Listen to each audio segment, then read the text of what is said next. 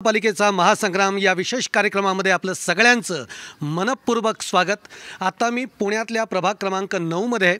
हा प्रभाग जो आहे हा सगळ्यात पुण्यातला मोठा प्रभाग म्हणून समजला जातो। साधारणतः 98,000 मतदारांची संख्या असलेला हा प्रभाग मानला जातो। अर्थात या प्रभागामध्ये बाणेर, बालेवाडी, सुतारवाडी, सोमेश्वरवाडी, पंचवटी अशा पद्धतीचा सगळा एरिया पाषाणसुद्धा याच्यामध्ये कव्हर होतोय। आणि या प्रभाग क्रमांक 9च्या ज्या उमेदवार आहेत, राष्ट्रवादीच्या ज्या उमेदवार आहेत, सौ विद्याताई लहू बालवडकर या आत्ता माझ्याबरोबर आहेत। ताई, तुमचं मनपूर्वक स्वागत आहे महाराष्ट्र भवनमध्ये। ताई, अगदी सुरुवात करताना पहिल्यांदाच मला तुम्हाला हे विचारावंसं वाटतं की खरं तर तुम्हाला माहेरचा आणि सासरचा असा दोन्हीकडचा एक सामाजिक कार्यातला, राजकीय कार्यातला एक वारसा तुम्हाला लाभलेला आहे। तुम्हाला राजकारणात यावं असं का वाटलं? कारण आता तुम्ही प्रभाग क्रमांक 9 मधून नगरसेविकेसाठी मतदारांच्या समोर जातात। आपण राजकारणात उतरावं आणि सेवा करावी असं का वाटलं? मुळातच माझा जन्म लोकसेवेची आवड असणाऱ्या घरात झाला। त्यानंतर माझे पती श्री लहू गजानन बालवडकर यांनी गेली 10 ते 12 वर्ष या प्रभागात कोणतेही राजकीय व्यासपीठ नसलेल्या अशा म्हणजे राजकीय व्यासपीठ नसताना देखील आपल्या बाणेर बालेवाडी या प्रभागात सामाजिक कार्य केलं। त्यांच्या प्रत्येक सामाजिक कार्यात माझा सहभाग होता, राहिलेला आहे, इथून पुढेही राहील। त्याच सामाजिक कार्याला आता नवीन वळण द्यायचंय। त्यासाठी मी आता या ते कार्य तुम्हाला पुढे घेऊन जायचंय किंवा माझ्या माहेरच्या आणि सासरच्या दोन्ही लोकसेवेच्या वारशाला आता इथून पुढे न्यायचे। त्यासाठी एक नवीन वाटचाल मला सुरुवात करायची आहे। ताई, तुम्ही म्हणता ते अगदी बरोबर आहे की हा वारसा पुढे तुम्हाला न्यायचा आहे। म्हणूनच मला आता तुम्हाला असं विचारायचं आहे की तुम्ही या निवडणुकीच्या निमित्ताने आता मतदारांना सामोरे जाता आहात। आता सामोरं जाताना मतदारांना तुम्ही काय आश्वासित करणार आहात? काय अजेंडा राहणार आहे? काय मतदारांचे प्रश्न तुम्ही समोर घेऊन जाणार आहात? तसं पाहिलं तर आपला हा बाणेर बालेवाडीचा भाग हा आपल्या राष्ट्रवादीच्या तिन्ही नगरसेवकांनी, चालू नगरसेवकांनी आत्तापर्यंत प्रचंड विकासाची कामं केलेली आहे। विकासाच्या प्रगतीपथावरती अजून पुढेही कामं चालू राहतील त्यांच्या हातनं, आमच्या हातनं। कसं आहे, आता आपला जो पुणे एरिया आहे किंवा पिंपरी चिंचवड किंवा हा आमचा बाणेर बालेवाडी भाग हा आता स्मार्ट सिटीमध्ये गणण्यात आलेला आहे। बरोबर आहे। तो काय आपला एक म्हणजे पुणेचा किंवा पिंपरी चिंचवडचा महानगरपालिकेचा तो निर्णय नाही आहे, तो एकतर आपल्या पूर्ण भारत सरकारचा निर्णय आहे। आपल्या या प्रभागाच्या बाणेर बालेवाडी भागाच्या या विकासाला डोळ्यासमोर ठेवून आता आपल्याला भारत सरकारनं त्या स्मार्ट सिटीमध्ये आपल्याला घेतलेलं आहे। जवळजवळ आपली ही राष्ट्रवादीच्या नगरसेवकांची जी कार्य आहेत ते 80 ते 85% विकास इथं झालेला आहे। म्हणजे मुळात तुम्हाला म्हणायचं की ऑलरेडी स्मार्ट सिटी आहे, ऑलरेडी स्मार्ट सिटी आहे। त्यामुळं भारत सरकारने आपल्याला त्याच्यात निवडले, हा मानाचा तुरा आपल्याला इथे लागलेला आहे। पाण्याचा जो एक मुद्दा आहे या सगळ्या भागामध्ये आपण बघितलं तर पाण्याचा मुद्दा खूप जाणवतोय।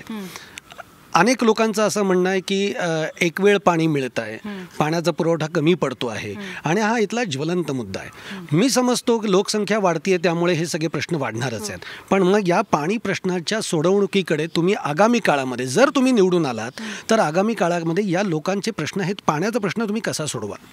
एकतर पहिल्यांदा म्हणजे आता तुम्ही ज्याप्रमाणे बोललात की लोकसंख्या ही वाढत चालली, एकतर ग्रामीण भागातली लोकसंख्या आपण जशी सिटीमध्ये येते किंवा सिटी IT पार्क झाल्यामुळं सिटी एरिया मोठा वाढत चाललेला आहे।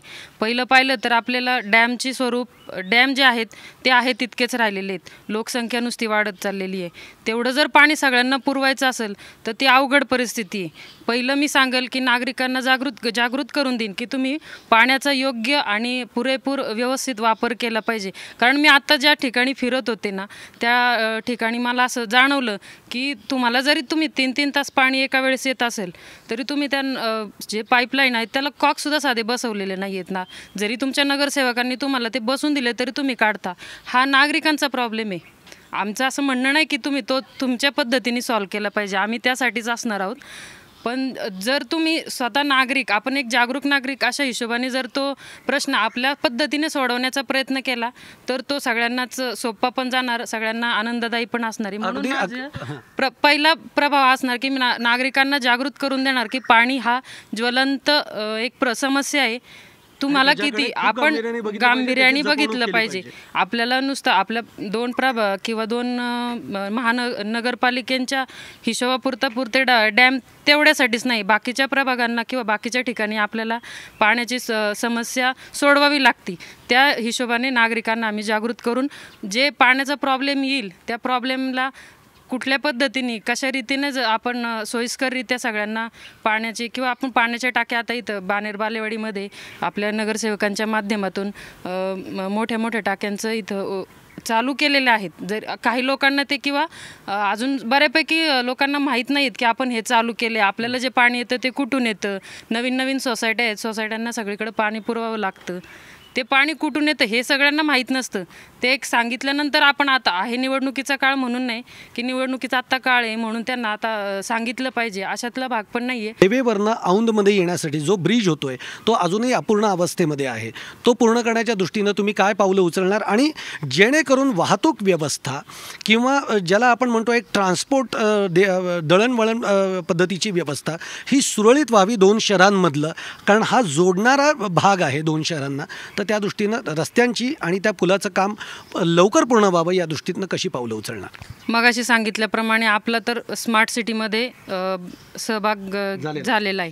त्यानुसार आता प्रत्येक जे रस्त्यांचं जाळं आहे ते रस्त्यांचं जाळं आम्ही सिमेंटचं करतो.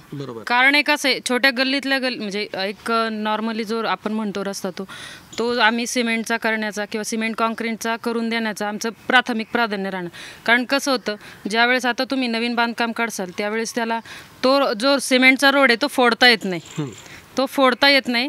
त्याच्यामुळे जर पाईपलाईनची किंवा साधा जर डांबरीकरण असेल तर तो फोडून जे लोक जे असतो ज्याचा बांधकामामध्ये सहभाग असतो तो फोडतात आणि चालू करतात. त्या हिशोबानं आपण एकदा कॉन्क्रीटचे रोड सगळीकडे करणार आहोत. आता तुम्ही पिंपरी चिंचवड आणि पुणे महानगरपालिकेचे बोललात, आपलं बऱ्यापैकी काम तिचं 80 ते 85% काम पूर्ण झालेलं आहे. पिंपरी चिंचवडच्या भागाचा जो काम राहिलेले ते त्यांच्या बाजूने राहिलेले. तो रोड आपण जो पुलाचं बांधकाम झाले तिथून पुढचा रोड जो राहिलेला आहे त्याला आपण प्रथम प्राधान्य देणार. ते प्रगतीपथावर काम आहे ते पूर्ण करणार, हा आमचा अजेंडा राहील त्या ठिकाणी. आणि आत्ता समजा पूर्वी इथून मागे बालेवाडीमधल्या नागरिकाला औंधमध्ये जायला जितका आता मध्ये जो पूल झाला आहे किंवा एक सिमेंट कॉन्क्रीटचा रोड झाला आहे त्या रोडनं पहिल्यांदा जायला कमीत कमी अर्धा ते पाऊण तास म्हणजे लागायचा, फिरून जायला लागायचं. आता 5 ते 10 मिनटात कुठलाही नागरिक तिथं जागेवर जाऊन थांबतो.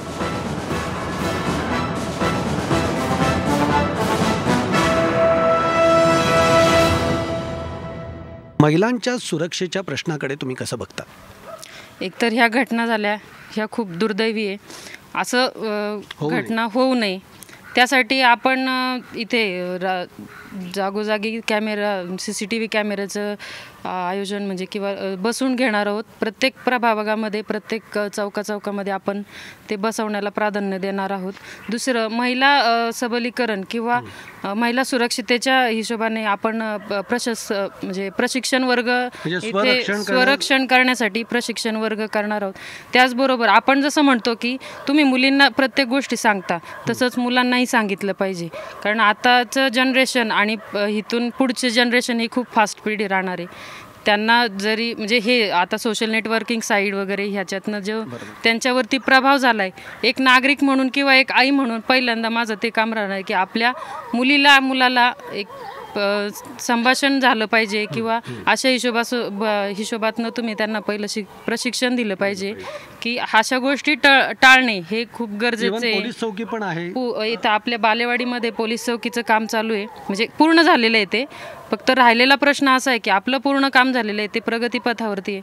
राज्य शासनाचं काय ते काम राहिलेलं आहे आता ती सुरू होणं ही एक फक्त औपचारिकता राहिली. आमच्याकडनं जास्त पाठपुरावा चाललाय की पहिली बालेवाडीत पोलीस चौकी झाली पाहिजे, त्याची गरज आहे. कारण आता एवढी वाढती लोकसंख्या आहे, त्यांचे प्रत्येक प्रश्न ते आपल्याकडे घेऊन येणार. आपण त्यांच्या थ्रू किंवा औंधमध्ये किंवा चतुर्शिंगी पोलीस स्टेशनमध्ये आपल्याला जायला लागतं. त्यापेक्षा इथले जवळच्या जवळ झालं तर ते सोयीस्कर राहणार आहे. पाणेरमध्ये किंवा या सगळ्या परिसरामध्ये कुठेही शासकीय रुग्णालय नाही आहे. म्हणजे आज जर का इथल्या माणसाला आरोग्याचा कोणताही प्रश्न उद्भवला तर त्याला पिंपरी चिंचवड किंवा पुण्याच्या शहराकडे धाव घ्यावी लागते. एवढ्या मोठ्या प्रभाग असताना इथे शासकीय रुग्णालय व्हावं, ते अद्ययावत व्हावं, यासाठी काय कराल? यासाठी पहिलं कचरा नियोजन. कचऱ्याचं जे नियोजन आपण म्हणजे नाही का, आता आमच्याकडं कचरा विलगीकरणचा एक मोठा हॉल तिथं केलेला आहे. तिथं 10-12 जण लोक बसून कचऱ्याचं वर्गीकरण करता येईल अशा पद्धतीने आपल्या नगरसेवकांनी तिथं नगरसेवक आपले बाबूराप्पा चांदेरे यांनी त्याची आवर्जून केलेली एक बांधणी आहे किंवा तो एक त्यांचा प्रगती किंवा स्मार्ट सिटीतला एक भाग आहे की आपलं जिथे जिथे कचरा आहे तो कचरा त्या ठिकाणी नेऊन त्याचं विलगीकरण करून त्याची योग्य विल्हेवाट लावली पाहिजे. कारण आरोग्याचा प्रश्न पहिला निर्माण होतो तो कचऱ्यामुळे किंवा कचरा किंवा अजून गटारी वगैरे त्यानुसार जर तो हे नाही झालं तर सांसर्गिक रोगांना जरा प्रादुर्भाव मिळणार तिथे.